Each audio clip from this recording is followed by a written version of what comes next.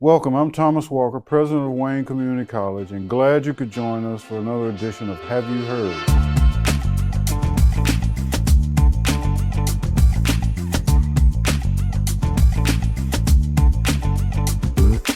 Today you'll get to meet Chad Evans.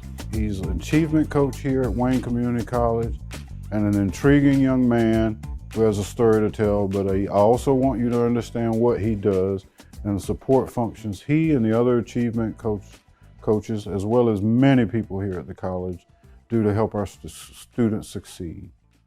Thank you for joining us, Chad. How you doing, Dr. Walker? Chad Evans has a bachelor's degree and is currently working on his master's degree, but he is also a proud graduate of Wayne Community College, so he is a Bison and has a degree in operations management. So Chad, in your current role as achievement coach, tell us a little bit about what you do.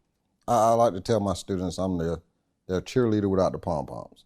I mean, I'm gonna always be there to back you up. I'm gonna always be there to stay on you. I'm gonna always be there to push the best out of you as much as possible.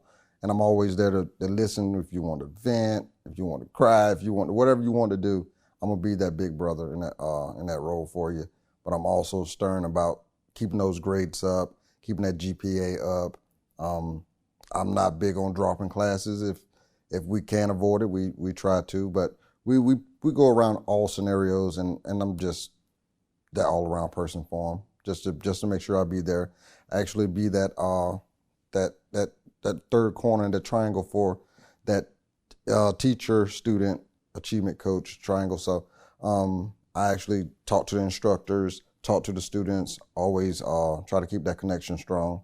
And I mean, it's been a successful ride, and I think it's helping. And a lot of students actually, sometimes when you find those students who are afraid to talk to the instructor, they'll talk to me.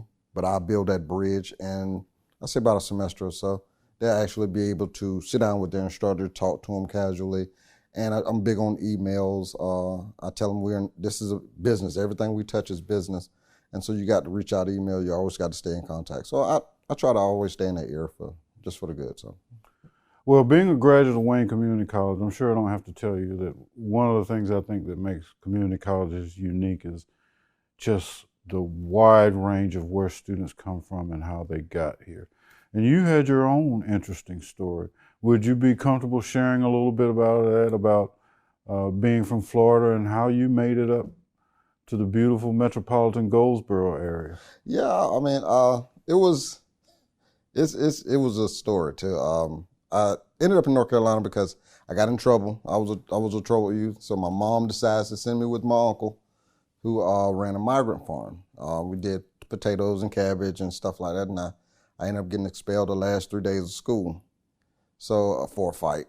So my mom said, "Okay, well, I'm gonna send you with your uncle. You're gonna go out here and work. You're not gonna stay at my house this summer." So, so I love her mom. I love my mom. So I got in North Carolina. I loved it because it was a new scene. It was nothing that, it wasn't like home. It wasn't fast paced. It was a more slow paced, and I felt a little more at ease here. So I ended up coming back the next season with my uncle, and I ended up coming back like 5 or 6 seasons with him to work in North Carolina to just to get my clothes money up, because we wasn't the richest family, so every little bit helps for us. Help my mom make sure that me and my brother had clothes for school and stuff like that. So, so I ended up meeting my wife here in North Carolina. But I end up, well, I got so many bits and pieces of the story, but I end up having my first kid at 15. So I had my first daughter at 15, and that made me want to stay in North Carolina. That wasn't with my wife, so I ended up wanting to be around North Carolina more and more and more and more. So I ended up meeting my wife here in North Carolina. We stayed together 20 years. So we raised our kids. We got 2 beautiful sons. A daughter and a son, and my daughter's currently in Central. My son, he's in Georgia, following his music career, which I'm proud of him.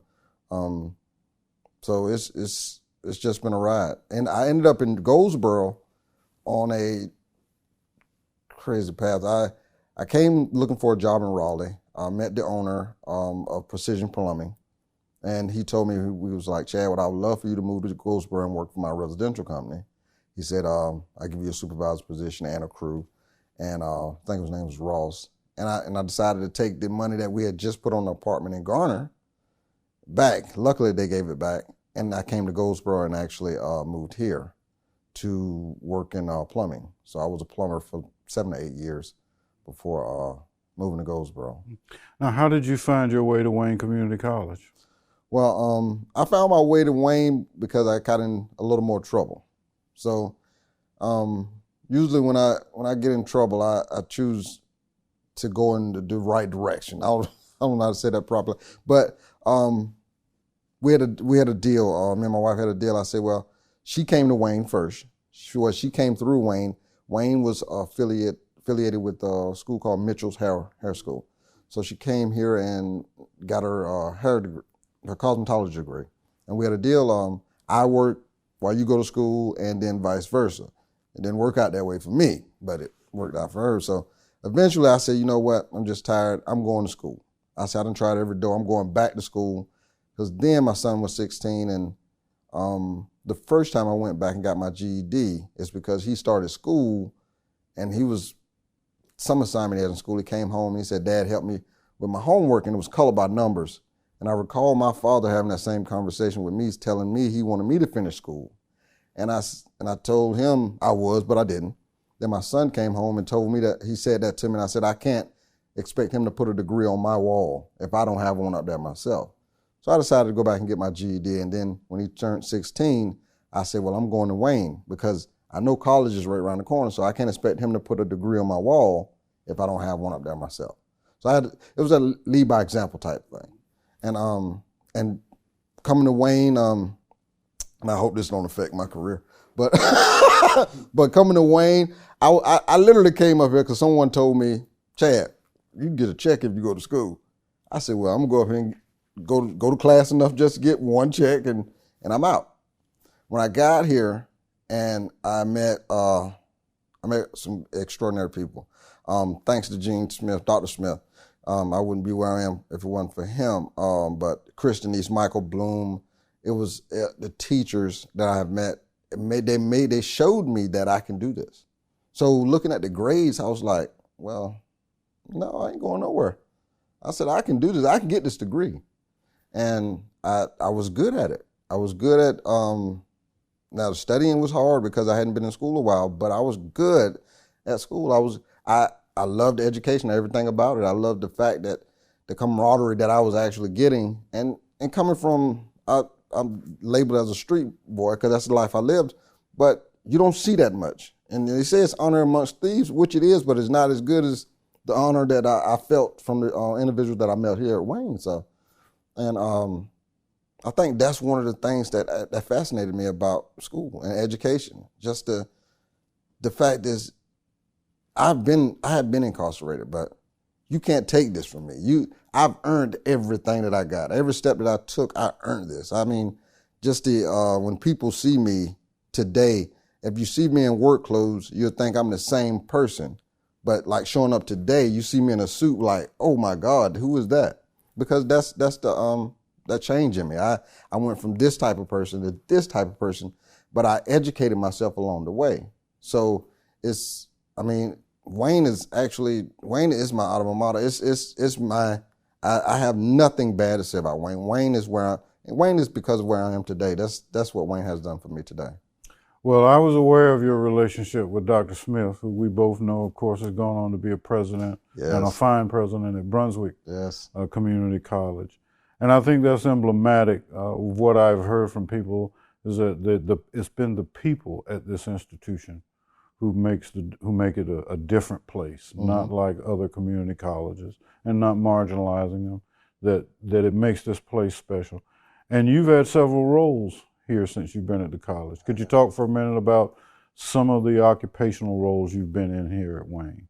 As a student, Kristen East, Michael Bloom, they had the position of the minority mentoring program that we had here on campus. And Chris came to me one day because I always stayed late to do homework.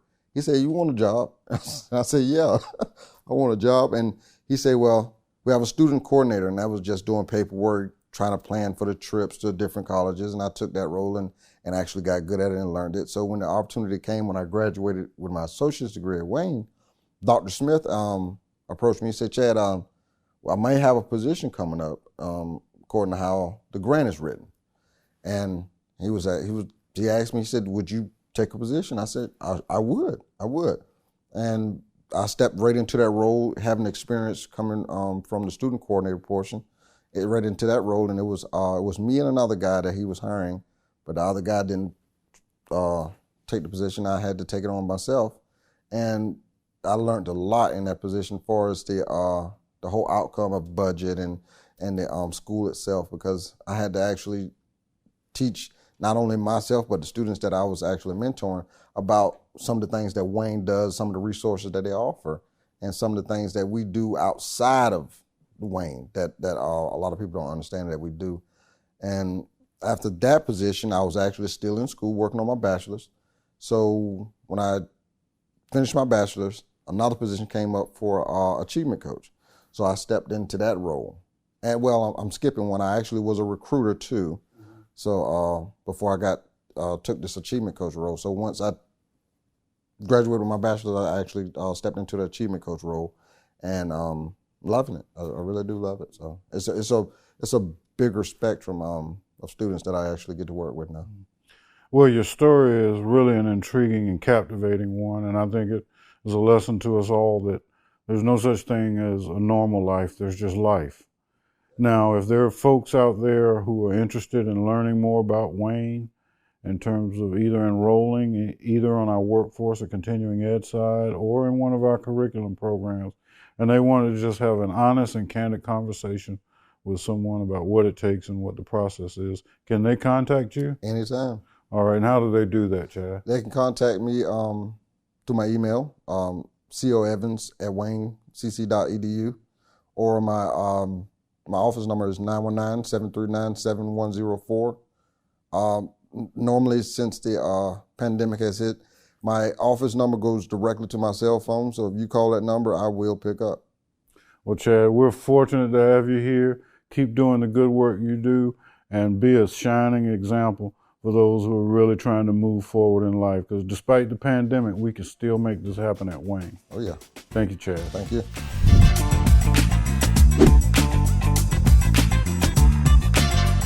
So the first bird I'm going to share with you is, I think, most appropriate, is our state bird. The northern cardinal, or we commonly just refer to it as the cardinal. Other places it's called the red bird, so on and so forth. But I love these birds, spectacularly beautiful. You'll often see the male, which is a bright red with a dark black mask, in your backyard. But that partner he has, that you may not often recognize as the female, is a reddish olive-colored brown, also with a mask. And during the brooding season, one of the interesting things you'll see is the male actually feeding the female beak to beak, because he knows that she's about to lay eggs. And they normally lay eggs in a clutch of 3 to 4 eggs. Now, cardinals exist from Maine to Minnesota, down to Texas, into Mexico, through Belize and Guatemala, and have been introduced into the Hawaiian Islands. So you see them all the time. They are not migratory birds, so the wonderful thing I like about cardinals is the pair that I have in my backyard, I know will be with me throughout the year. Where that's concerned, I like that particularly in the winter because a lot of the migratory birds have moved on and they don't have to fight as much at my bird feeders for that. And what do cardinals eat? They're primarily grain-based birds, but they will also eat insects and fruit. And I think it is the most beautiful bird to be representative of the state of North Carolina, the northern cardinal.